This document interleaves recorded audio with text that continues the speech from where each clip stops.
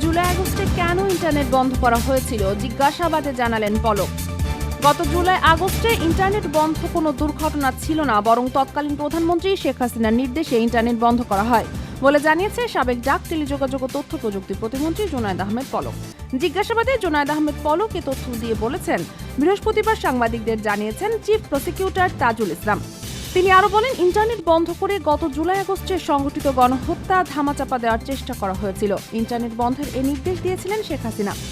এছাড়া ট্রাইব্যুনালকে বিতর্কিত করার জন্যই বিচারের বৈধতা নিয়ে সাবেক সেনা কর্মকর্তা জিয়াউল আহসান প্রশ্ন তুলেছেন বলেও জানান চিফ প্রসিকিউটর।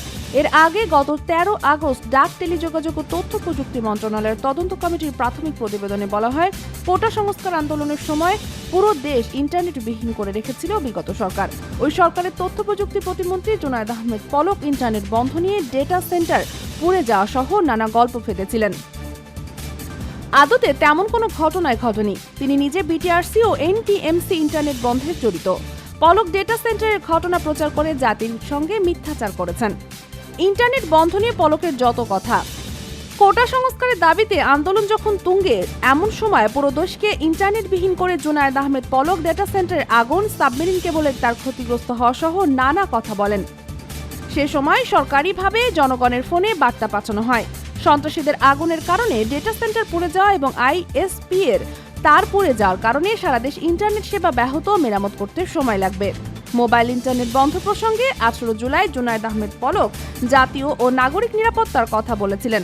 সামাজিক যোগাযোগ মাধ্যমগুলো সহযোগিতা করলে সরকারকে কঠোর অবস্থানে যেতে হতো না বলেও সেদিন তিনি বলেছিলেন। গত 27 জুলাই সাবেক প্রতিমন্ত্রী আগারগাঁওয়ের ডাক ভবনে এক অনুষ্ঠানে বলেছিলেন, মহাখালীতে 3টা ডেটা সেন্টার আইএসপি এর 70% সার্ভার থাকে। দেশের 34টি আইআইজির সেন্টারে হোস্ট করা হয়। সরকার ইন্টারনেট বন্ধ করেনি, ইন্টারনেট বন্ধ হয়ে গেছে। এমনকি গত 23 জুলাই মহাখালীতে ক্ষতিগ্রস্ত ভবন পরিদর্শনে গিয়েও তিনি বলেছিলেন, অগ্নিসংযোগের কারণে ডেটা সেন্টার পুরোপুরি বন্ধ হয়ে যায়। তখন তারা ইন্টারনেট বন্ধ করতে বাধ্য হন। তবে 28 জুলাই জুনায়েদ আহমেদ পলক জানিয়েছিলেন, বাংলাদেশ পুরোপুরি ইন্টারনেট বিচ্ছিন্ন ছিল না। সরকারের কেপিআই-ভুক্ত যেসব প্রতিষ্ঠান ও জরুরি সেবা রয়েছে সেখানে সবসময় ইন্টারনেট চলমান ছিল বলে জানিয়েছিলেন তিনি। গুরুত্বপূর্ণ কিছু তথ্য পরিকাঠামোতে ইন্টারনেট যুক্ত রাখা হয়েছিল বলেও জানিয়েছেন। তিনি আরও বলেছিলেন, আমরা কখনোই ইন্টারনেট বন্ধ রাখার পক্ষে না। আমরা কোনো অ্যাপ বন্ধ রাখি না। ইন্টারনেট বন্ধ ছাড়াও সামাজিক যোগাযোগ মাধ্যমে টানা 13 দিন বন্ধ ছিল।